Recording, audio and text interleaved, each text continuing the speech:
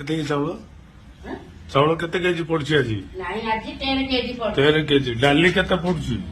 ଡାଲି ହଁ ଡାଲି କେତେ କେଜି ଆଣିଛ ଡାଲି? ତାଙ୍କେ ତ ଦେଇଥିଲେ ଆମେ କିଏ ଦେଇଥିଲା? ମାମା ଦେଇଥିଲେ ପୁଡା ଯା ପଚାରିକି ରହିବ କେତେ ତୁ ଜାଣିନୁ ଡାଲି? ନାଇଁ ମାମା ତାଙ୍କେ ତ ତମେ ରାଣୁଛ ତମେ ଜାଣୁନ? ରାନ୍ଧି ଦଉଛନ୍ତି ଆଉ ହଁ ପଲିଥିନରେ ଜାଣୁନ ତୁମେ କେତେ?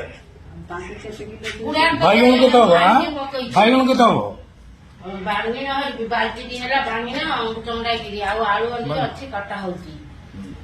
ସେ ପନିପରିବା ପତ୍ର ପନିପରିବା ତ କଟା ହଉଛି ଆଉ ବାଙ୍ଗିନ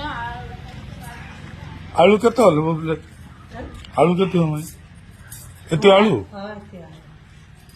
ଆଳୁ କେତେ 2 କେଜି ଓରା ଆଳୁ? ହଁ ଏରା ଆଳୁ क्या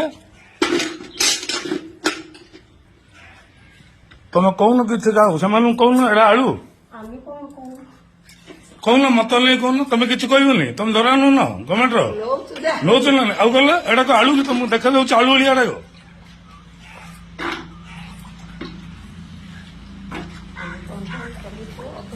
ହଉ